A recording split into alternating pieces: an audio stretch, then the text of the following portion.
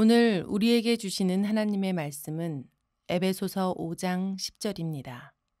주를 기쁘시게 할 것이 무엇인가 시험하여 보라. 이는 살아계신 하나님의 말씀입니다.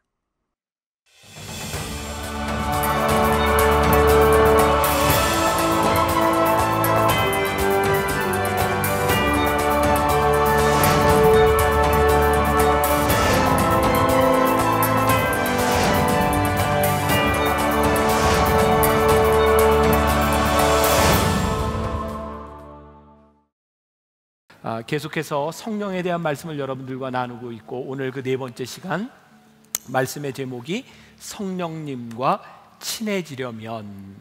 여러분들에게 이런 마음의 소원이 있으신가요? 여러분, 성령님과 좀 친하고 싶으십니까? 친하면 조금 불편해질 것 같아요. 자, 오늘 성령님과 친해지면 어떤 일이 일어나겠는가? 우리들이 성령님과 이렇게 친해진다고 하는 말을 다르게 표현하면 우리들이 동행한다, 이렇게 표현할 수도 있을 것 같아요. 좀 더 진지하게 우리들이 동행이라고 하는 말을 생각해 보겠습니다. 우리는 누구나와 함께 동행을 시작할 수는 있습니다. 그런데 그 동행을 계속하는 것은 쉽지 않습니다. 우리가 누군가 계속된 동행을 하려고 하면 그 사람이 좋아하는 것은 무엇이고 그 사람이 싫어하는 것은 무엇인지를 우리들이 알아야 합니다.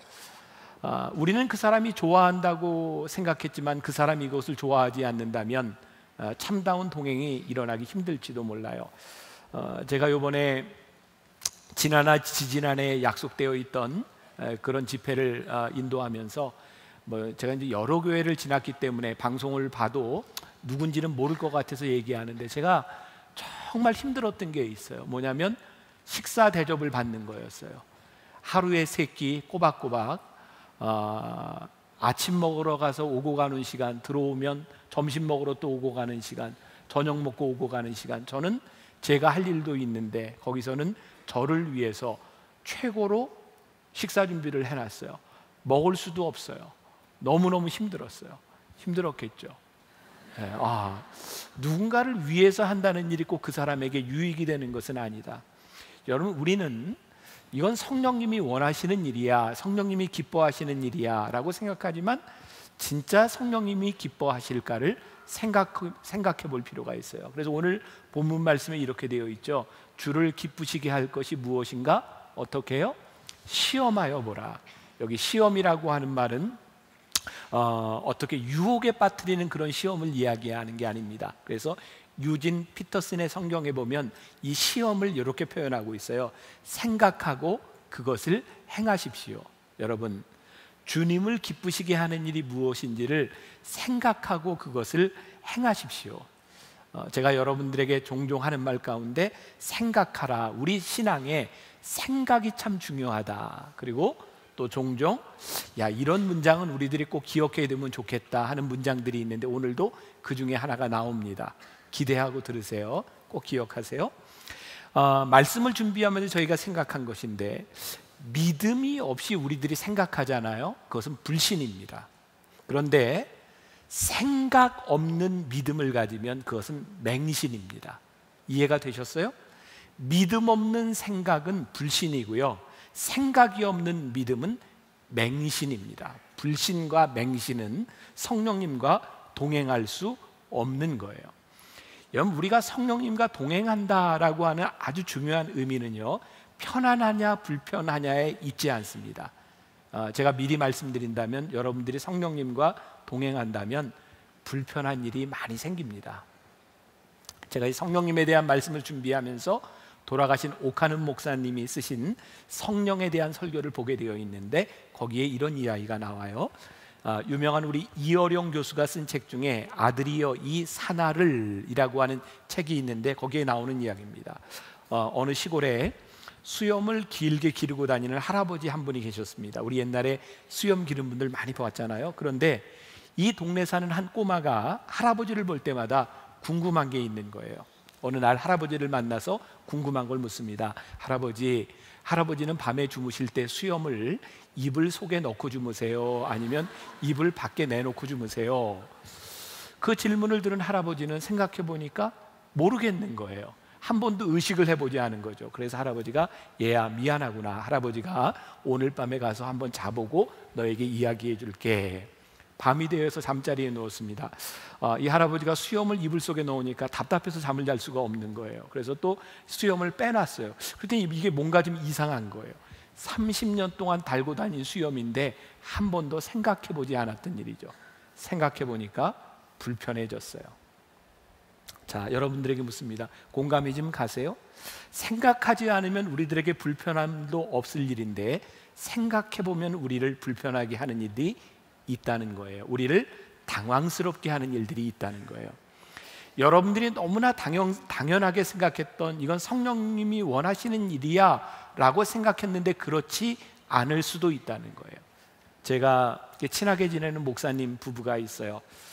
제가 뭔가를 좀 이렇게 좀 해주고 싶은 마음이 들었어요. 그때 제가 알고 있는 영화 배우를 통해서 시사회 초대권이 왔어요.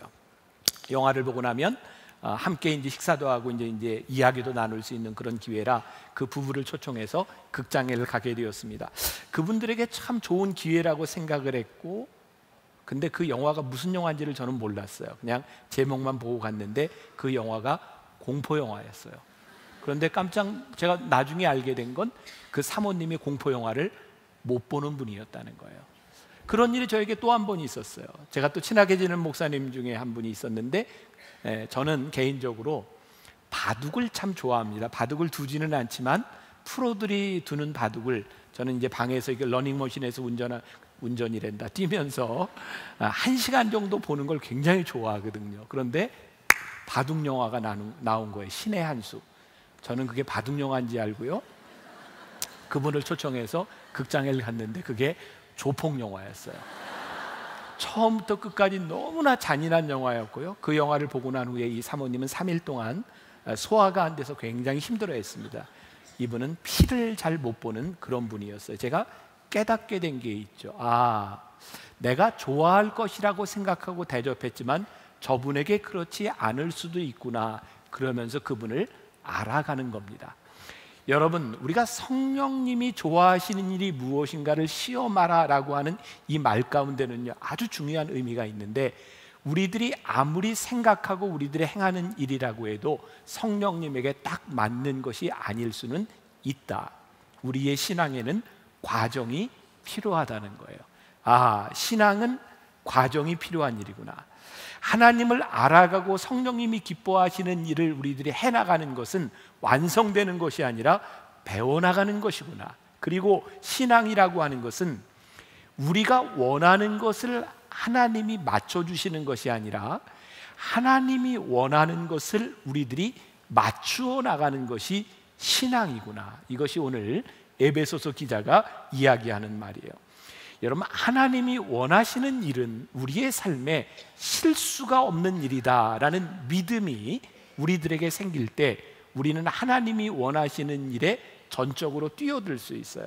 그런데 이 믿음이 없다면 우리는 하나님의 일을 해야 된다고 하는 자신감도 상실할지 몰라요. 여러분, 미신과 진정한 신앙의 차이는 바로 여기에 있다고 생각해요. 우리나라의 정치인들 그 선거철이 되면 점집들이 굉장히 붐빈다고 이야기를 하죠. 사람들이 가서 무엇을 묻습니까? 내가 어떻게 해야 당선이 되겠습니까? 당선이 되는 방법을 물어요. 그런데요, 성령님을 의식하는 사람은 당선의 방법을 묻지 않습니다. 제가 이 선거에 투표해 나가는 것이 하나님의 뜻입니까? 어떻게 선거를 치르는 것이 하나님이 기뻐하시는 일입니까?를 물어요. 우리들이 종종 보는 그 옛날 사극 같은 데 보면 미신이 되게 뭐죠? 자기의 꿈을 이루기 위해서 남에게 해코지를 하는 일을 서슴지 않고 합니다. 미신은 목표를 이루기 위해서 자기가 하고 싶은 일을 서슴지 않지만, 신앙은 성령님과 동행한다고 하는 것은 하나님이 원하시는 일을 위하여 내 뜻을 하나님의 뜻에 맞춰 나가는 것. 그런데 에베소 교회에는요, 불행하게도 그 기준을 알 수 있는 것들이 없었어요. 우리는 지금 성경을 가지고 있잖아요. 그 당시에는 성경이 없었단 말이에요. 사도 바울이 편지를 쓰면서 그래서 너희들이 하나님이 기뻐하시는 일이 무엇인지를 너희들이 실험하여 보아라. 생각하고 너희들이 행동하여 보아라. 만일 우리들이 하나님 앞에 기뻐하시는 일을 생각하지 않고 우리들이 살아간다면 우리는 하나님과 우리들 사이에 인격적인 관계가 없다는 것을 이야기할지 몰라요. 제가 성령에 대해서 이야기하는 두 번째 시간에 한 이야기인데 이미 여러분들이 다 잊어버리셨을 것 같아요. 뭐 대개 그러니까. 근데 혹시 기억나세요? 예수님의 어머니와 아버지가 예수님과 함께 예루살렘에 갔다가 돌아오는 중에 한나절쯤 이렇게 걸었는데 예수님이 안 계신 거였어요. 그래서 예수님의 어머니, 아버지 요셉과 마리아가 어떻게 하죠? 예수님이 계셨던 잃어버린 곳으로 돌아갑니다. 같은 예수님이 계세요. 예수님과 함께 동행하여 오죠. 자, 중요한 말씀을 드립니다. 우리가 성령님과 동행하기 위해서는요, 성령님께서 우리를 위해 길을 바꾸시지 않아요. 우리가 성령님과 친해지고 성령님과 동행하려면 성령님이 가시는 길을 바라보며 우리들이 길을 바꾸어야 하는 거예요. 성령님이 계신 곳에 우리들이 계실 때, 성령님의 임재 범위 안에 우리들이 있을 때 우리는 성령님과 동행할 수 있는 거예요. 그래서 오늘 말씀을 듣는 여러분들에게 제가 신앙으로 도전하는 거예요. 여러분들은 스스로 내가 성령님의 임재 안에, 내가 성령님의 임재 범위 안에 있다고 여러분들이 말할 수 있는가? 그럼 우리들에게 더 중요한 질문이 있어요. 내가 성령님의 임재 안에 있다고 하는 것, 우리는 왜 성령님의 임재 안에서 성령님과 동행해야 할까요? 이것이 우리들에게 분명하지 않으면 우리들의 행동도 나올 수 없겠죠. 제가 계속해서 지금 시리즈로 전하는 말씀은 캔달이라고 하는 웨스트민스터 교회의 담임 목회를 25년 동안 했던 분의 책을 참고로 하고 있습니다. 그 책에 세 가지가 나오고 있어요. 첫 번째, 우리가 성령님과 친해지려고 할 때 우리가 주님의 성품을 닮아간다는 거예요. 성령님과 동행하려고 친해지려고 할 때 주님의 성품을 닮아간다. 예수님께서 이 땅 위에 오셔서 많은 일을 행하셨는데 사람들이 이렇게 물었죠. 당신이 왜 이런 일을 합니까? 예수님이 뭐라고 대답하세요? 아버지께서 일하시니 나도 일합니다. 내가 일하는 것은 아버지의 일입니다. 또 예수님께서 이렇게 말씀하셨어요. 내가 너희를 떠나가면 보혜사 성령을 너희에게 보내리니 성령님이 모든 것을 생각나게 하시리라.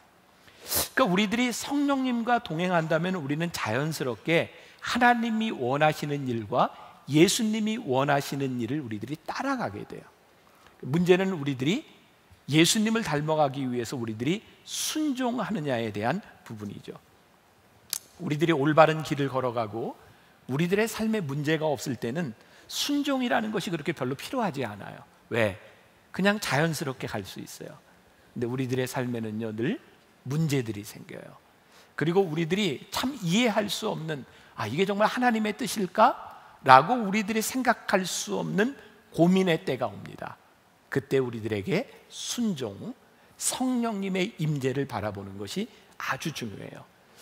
아마 대부분의 남자들이 그럴 것 같아요. 저도 그랬고, 요즘은 내비게이션이 있어서 우리들이 이렇게 탁 주소를 놓고 이렇게 가지만 예전에 내비게이션이 없을 때는 지도를 보거나 혹은 부부가 같이 가면 옆에 있는 아내가 이렇게 운전할 때 뭐라고 이야기를 하죠.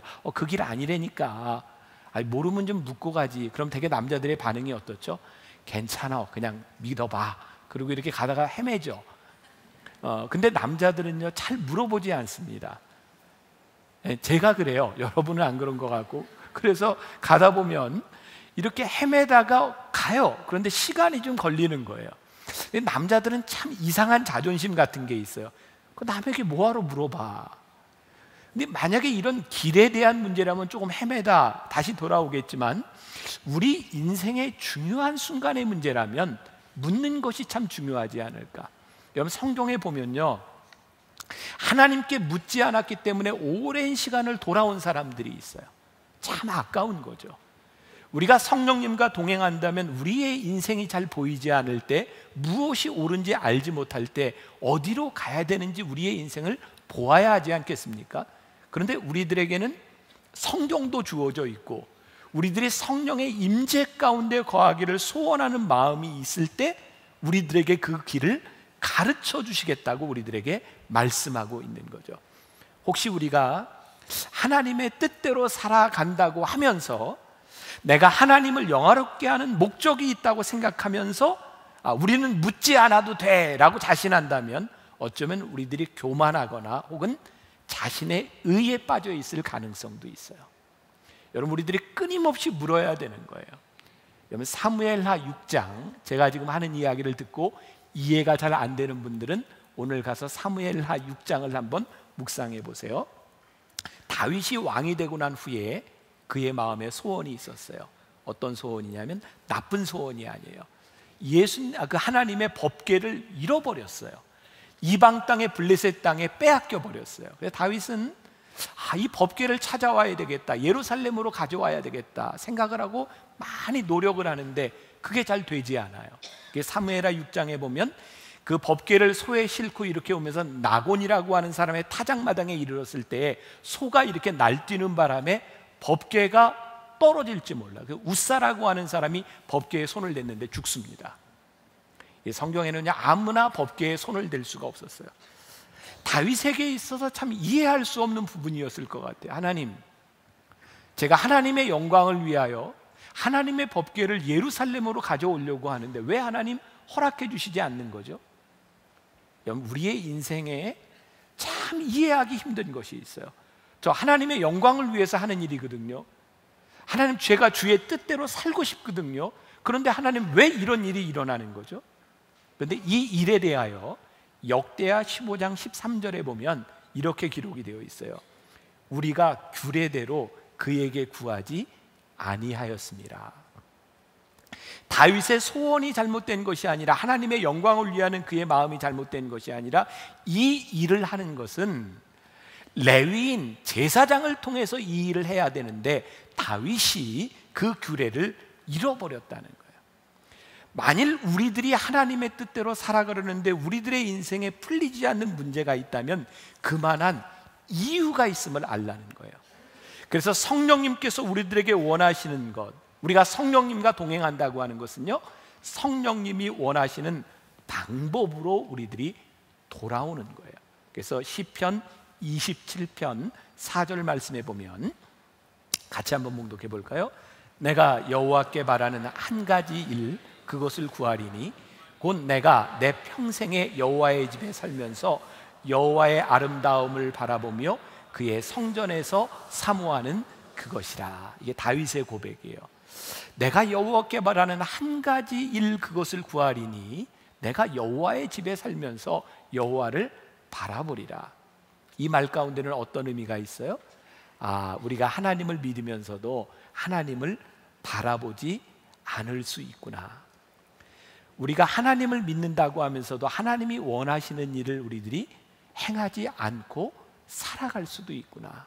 그래서 우리가 성령님과 친해지려고 노력할 때 우리들이 하나님이 하시는 일과 주님의 성품을 닮아갈 수 있는 거예요. 조금 더 나아가 보겠습니다. 두 번째로, 우리가 성령님과 친해지려고 할 때 우리들에게 틀림없이 찾아오는 것이 있는데 그것은 죄에 대한 인식이에요. 자, 우리가 오해하지 말아야 될 것, 그런 말이 있죠. 죄가 더한 곳에 뭐가 더 많다고요?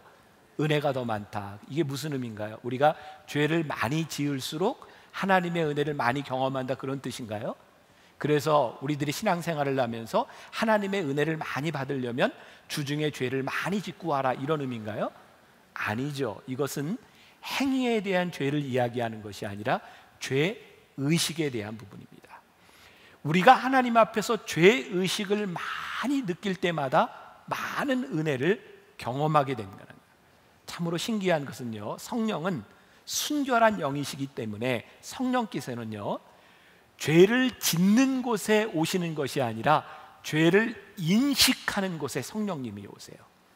여러분, 예수님의 제자 중에 베드로가 처음 예수님을 만났을 때 예수님을 보고 뭐라고 이야기하죠? 주여, 나는 죄인이로소이다. 나를 떠나소서. 나는 죄인이라고 이야기를 했는데 주님이 베드로를 떠나신 것이 아니라 베드로를 부르셨어요. 베드로가 지금 죄를 지은 것이 아니라 그가 죄를 의식했을 때 성령님께서 그를 붙잡아 주셨어요. 이사야 6장에 보면 이사야가 하나님께 부르심을 받는 장면이 나오는데 이사야가 이렇게 이야기하죠. 화로다 나로 망하게 되었도다. 그의 죄가 얼마나 큰지 화로다 나로 망하게 되었도다 라고 이야기를 했더니 성령님께서 그를 버리신 것이 아니라 하나님께서 숯불로 그의 입술을 지지셔서 그를 예언자로 쓰시는 거예요. 죄에 대한 분명한 인식, 그것은 성령님과 우리들 사이의 친밀함의 장애물이 되는 것이 아니라 성령님과 우리들 사이의 통로가 돼요. 그래서 오늘 여러분들에게 제가 묻고 싶은 거죠. 저에게도 묻고 싶은 거고, 오늘 우리는 죄를 지은 행위에 대한 문제가 아니라 내가 살았던 내 삶에 대한 죄의식, 하나님 앞에 부끄러운 우리들의 모습을 우리들이 고백하고 여기에 와 있는가.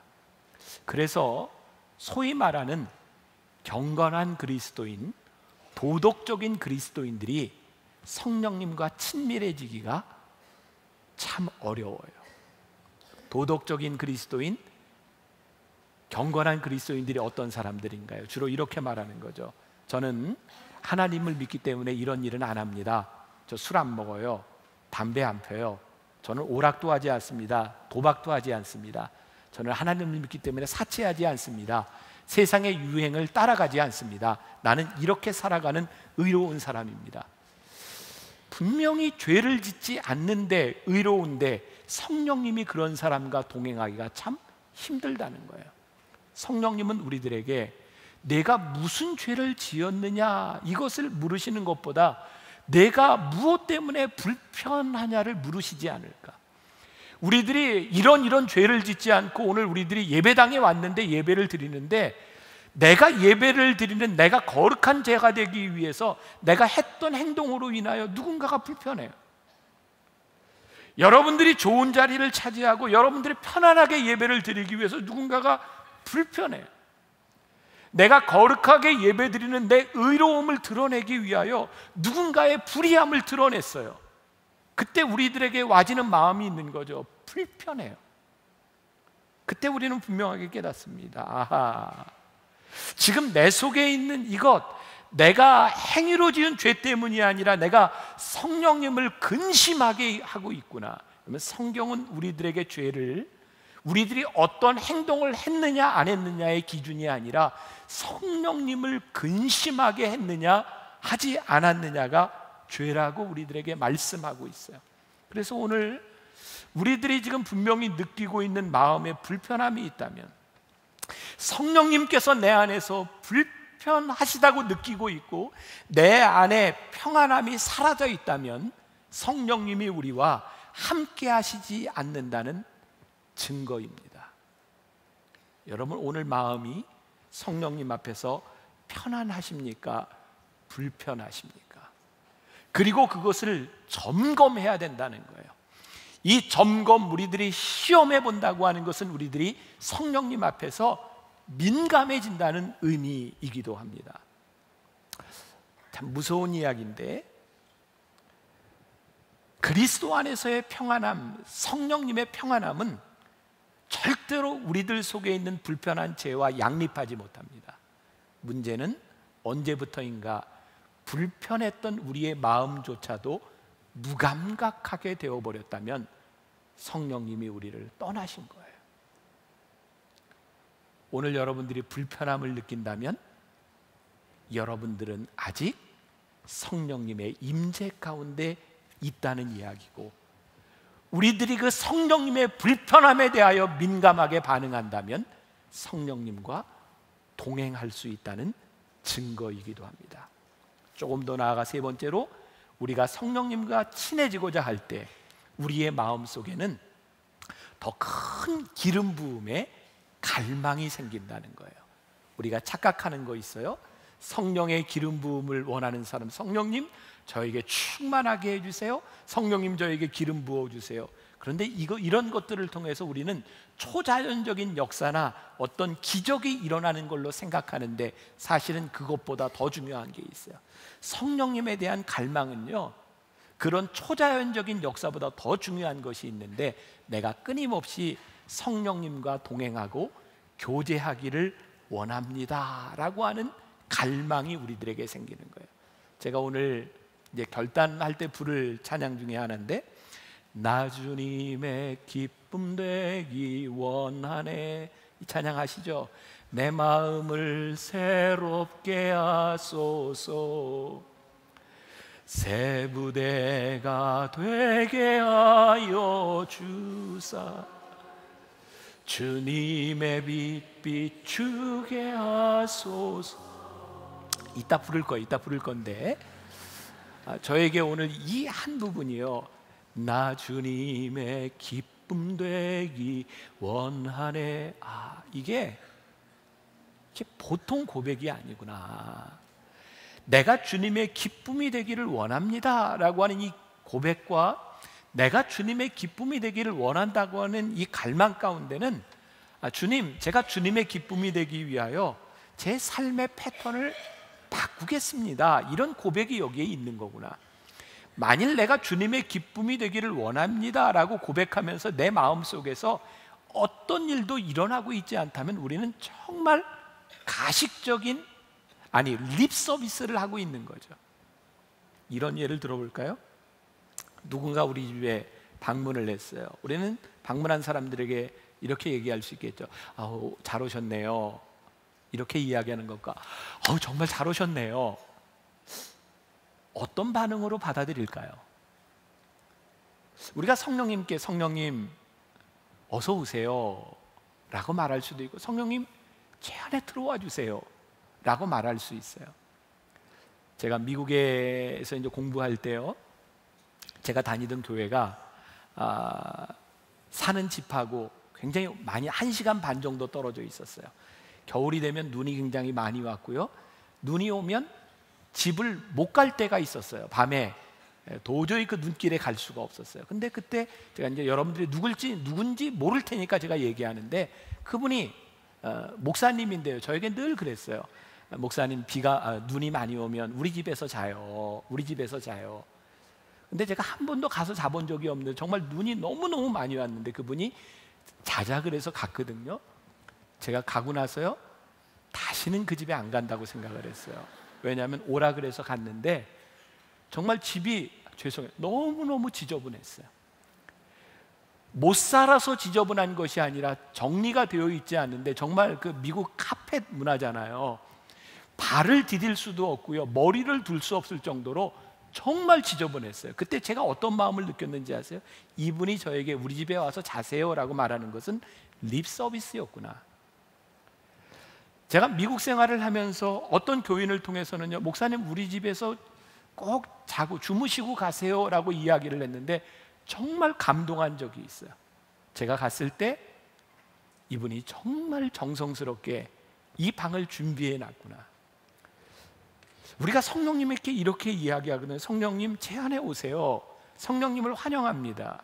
그런데 우리들이 성령님께 그렇게 이야기를 하고 성령님이 우리 가운데 오셨을 때 우리 마음속에 거할 수 없다고 하면 우리는 진심으로 하나님과 성령님과 동행하려고 하는 의지가 있는 것은 아니에요.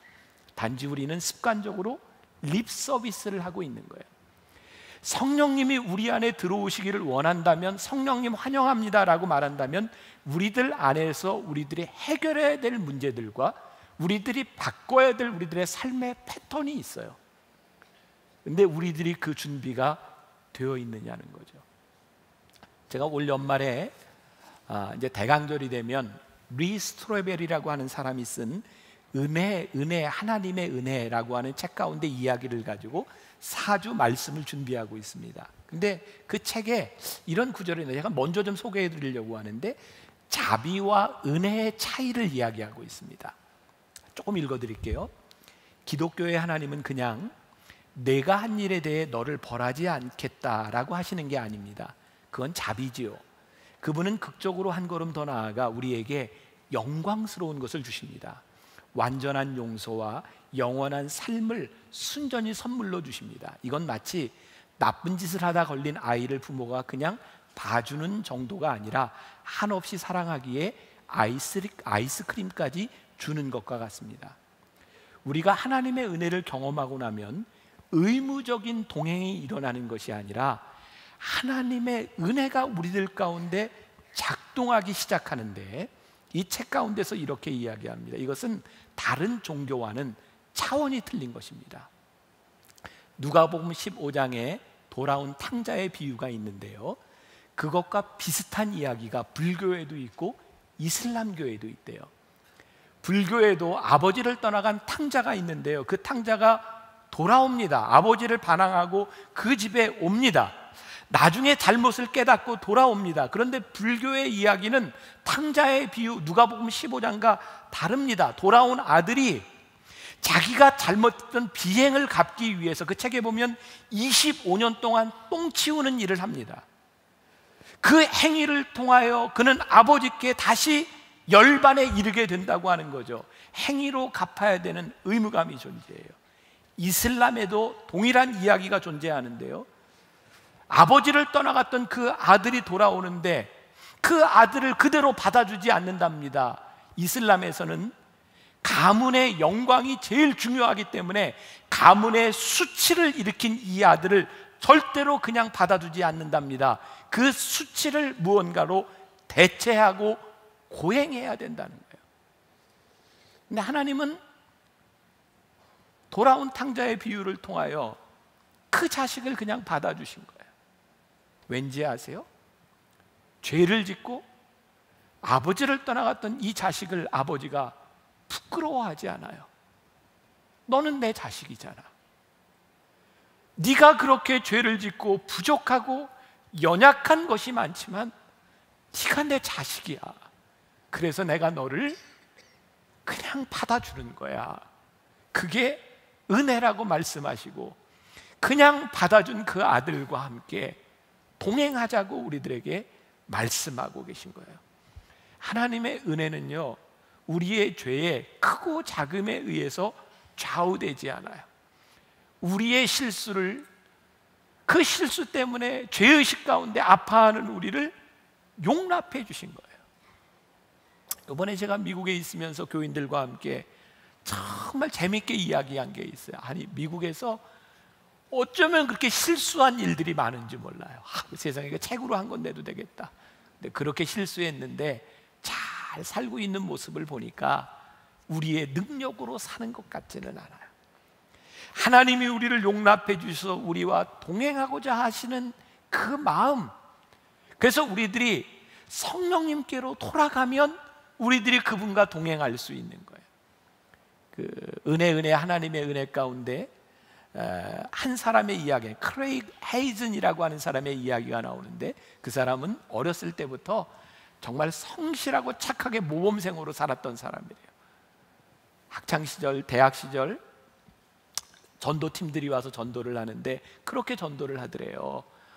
나는 옛날에 방탕했고 이렇게 술 먹고 이렇게 살았는데 하나님께서 나를 이렇게 바꾸어 주셨습니다.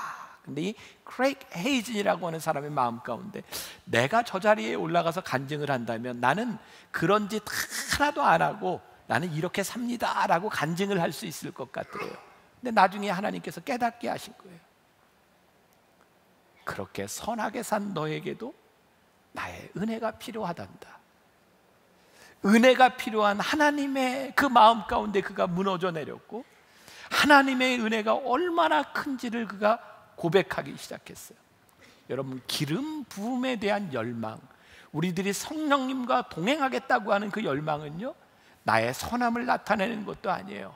나의 뜻을 이루어내는 것도 아니에요. 나의 업적을 자랑하는 것도 아니에요. 하나님, 나의 삶에서 하나님이 드러나기를 소원하고 하나님과 동행하기를 원합니다 라고 하는 그 마음과 함께 우리들이 성령님과 동행하는 거예요. 여러분, 우리가 하나님을 믿는 게 뭔가요? 우리가 믿음을 고백하는 것이 무엇인가요? 저는 요즘 부쩍 그런 생각을 많이 해요. 우리가 성령님과 동행하지 않으면 하나님의 나라와 이 신앙이 회복되지 않겠다. 우리들이 하나님과 함께 동행하기를 소원할 때, 로마서 8장 28절에 하나님을 사랑하는 자 곧 그 뜻대로 부르심을 입은 자들에게는 모든 것이 합력하여 선을 이룬다고 하는 믿음이 없다면 우리들이 정말 성령님과 어떻게 동행할 수 있겠는가? 이번에 제가 집회를 인도하고 왔잖아요. 여러 군데를 인도했어요. 근데 오래된 교회였고, 저희 교회는 젊은이들이 참 많은 편이지만 제가 인도했던 교회들은 연세가 많은 분들이 대부분이었어요. 제가 마지막 집회를 인도하는 플로리다의 연합 집회였는데, 설교를 마치고 났는데 연세 많은 할머니들, 저도 이제 할아버지 돼가지만 아무튼 여러분들이 와서 이제 저하고 사진을 찍자는 거예요. 예배를 마치고 사진을 찍는데 어떤 목사님이 사람들을 이렇게 막기 시작했어요. 목사님 힘든데 그만 한꺼번에 찍어요. 그러면서 그분이 저에게 이렇게 얘기를 하더라고요. 죄송합니다. 그분 표현에 의하면 목사님 같은 스타 목사님은요, 이렇게 옆에서 누가 이렇게 로드 매니저처럼 이렇게 딱 방어를 해주지 않으면 목사님 너무너무 힘들어요. 근데 그때 제 마음에 함께 말씀을 들으며 그 할머니들, 그 오래된 분들이 왜 나와 사진을 찍고 싶을까? 그냥 제가 어떤 유명한 목사 그런 게 아니었어요. 그분들의 마음 가운데 오랫동안 갈급했던 그 말씀에 대한 추억을 담고 싶은 거였어요. 제가 그분에게 이야기했어요. 놔두세요. 괜찮습니다. 제가 끝나고 3일 동안 매일 밤마다 예배를 마치고 한 사람 한 사람 사진을 찍었어요. 그리고 제 마음속에 찾아오는 어떤 그 기쁨 같은 게 있었어요. 제가 참 힘든데요, 하나님, 마음이 참 기뻐요. 제가 이분들과 함께 사진을 찍는 이 모습을 성령님 참 기뻐하실 것 같아요.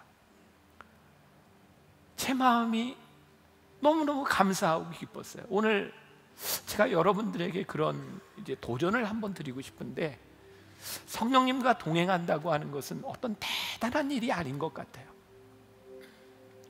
우리가 뭐 대단한 사람이 되어서 어떤 위대한 일을 행하는 것, 그것이 성령님의 일을 하는 것 같지 않아요. 그런데 오늘 우리들에게 물으시는 것이 있는 것 같아요. 너 혹시 마음이 불편하지 않냐? 내 마음이 불편하다면 내 안에 성령님이 계시지 않은 거야. 그리고 우리가 조금 수고스러운 것 같지만 우리가 하는 일들을 성령님이 기뻐하실 것 같은 마음이 있다면 기꺼이 우리들이 수고하는 거예요. 왜? 거기에 성령님의 임재가 있기 때문이에요. 우리들 너무 거창하게 대단하게 뭔가를 생각하는 것 같은데, 오늘 성령님께서 우리들에게 말씀하시는 거예요. 얘들아, 너희들이 한번 생각하고 행동해봐라. 너희들이 한번 생각해보고 행동해보아라. 무엇이 주님을 기쁘시게 하는 일인지, 그리고 주님을 기쁘시게 하는 일들이 성경에 나와 있지 않니? 근데 우리가 그것 무시하고 살아간다면 성령님이 우리를 떠나신 것이 아니라 우리가 성령님을 떠나버린 거예요. 나 주님의 기쁨 되기 원하네. 이 찬양은 정말 쉽게 할 수 있는 찬양이 아니구나. 제가 참 인상에 남는 게요, 어떤 할머니들 10여 명이 저하고 사진을 찍으면서요, 다 이루고 오는 거예요. 우리 다 같이 이루고 찍읍시다. 왜 그래요? 그랬더니 목사님 설교할 때 맨날 이래요. 그래서 이루고, 그러고 보니까 제가 이루고 있더라고요. 하나님께서 여러분들에게 원하시는 그 무엇이 분명히 있을 거예요. 하나님의 마음을 아프게 하지 않는, 불편하게 하지 않는 그 무엇을 위해서 나 주님의 기쁨 되기 원합니다. 우리 함께 믿음으로 고백하고 찬양합시다. 나 주님의 기쁨 되기 원하네.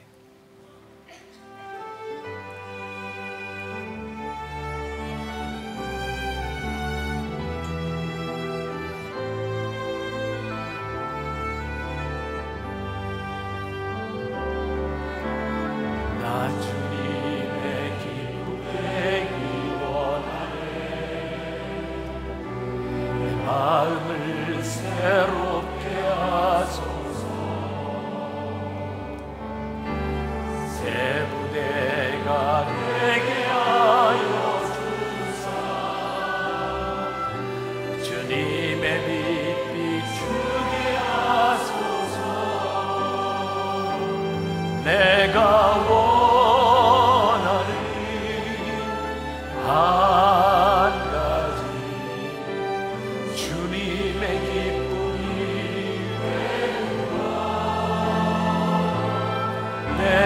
원하는 한 가지 주님의 기쁨이 되는 것.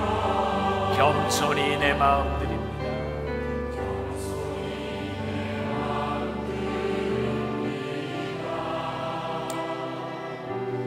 나의 모든 것 받으소서.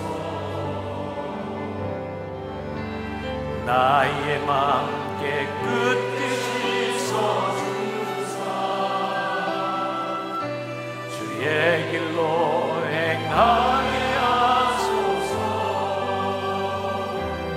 내가 원하는 한 가지 주님의 기쁨이 되는 것. 내가 원하는 한 가지 주님의 기쁨이 돼. 내가 원하는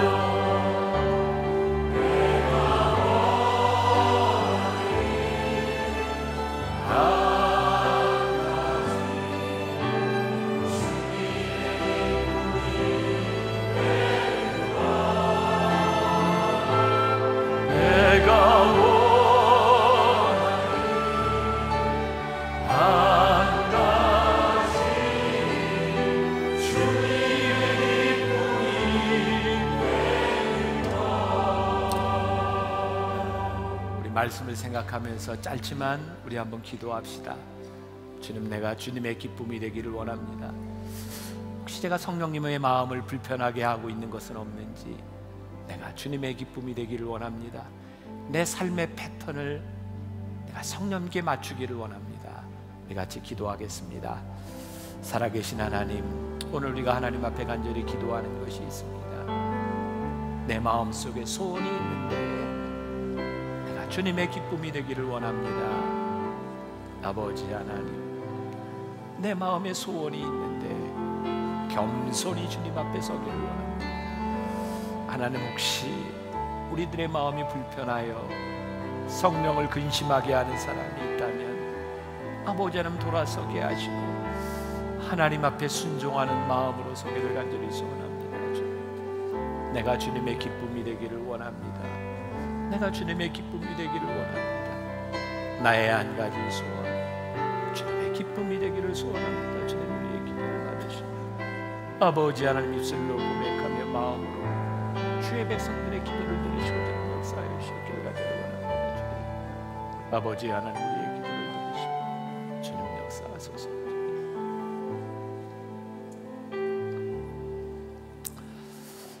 하나님, 오늘 예배하는 우리 성도들의 마음 가운데 한 가지 소원이 있습니다. 주님의 기쁨이 되기를, 하나님 마음에 합한 사람이 되기를. 우리들 가운데 혹시 마음이 불편한 사람이 있을지 모르겠습니다. 하나님, 왜 불안한지, 성령님께서 우리들에게 그것이 아니라고 말씀하신다면 순종할 수 있는 사람들, 하나님과 동행하기 위하여, 하나님과 친밀해지기 위하여 내 삶을 바꿀 수 있는 사람들, 그렇게 주와 함께 동행하는 사람, 하나님의 기쁨이 되어 사는 주의 백성들이 되게 하여 주옵소서. 우리의 기도와 고백을 받으신 줄 믿사오며 예수님의 이름으로 기도합니다. 아멘. 우리 간절한 마음으로 성령이 오셨네 우리 찬양하며 봉헌하도록 하겠습니다.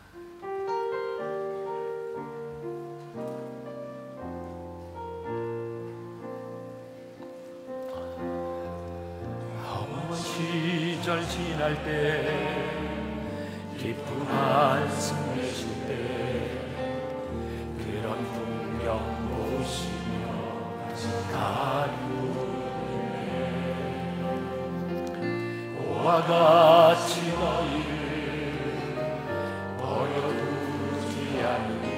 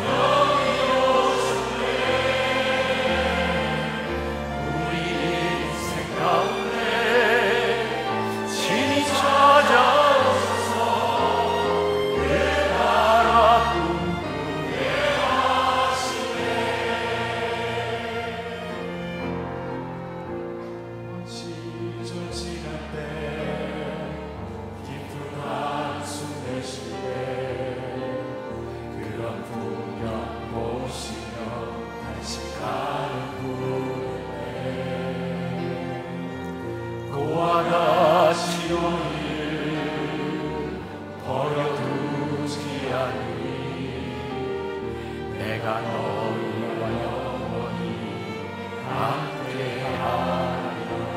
성령이 오셨네. 성령이 오셨네. 성령이 오셨네. 내 주의 오내신 성령이 오셨네.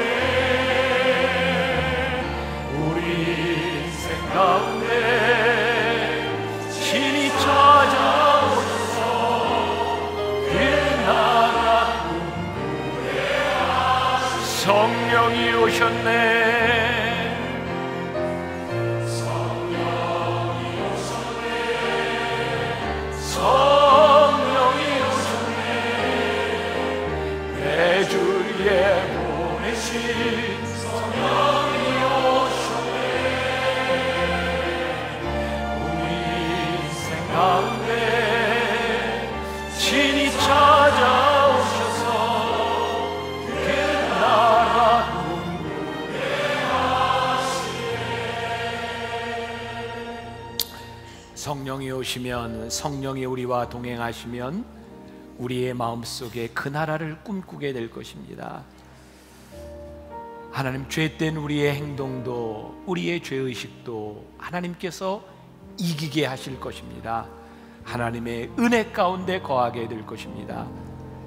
상한 심령들 하나님 오늘 주의 손으로 만져주시고 위로하여 주시고, 육신의 연약함으로 고통받는 자가 있었다면 오늘 성령님께서 친히 안수하여 주옵소서.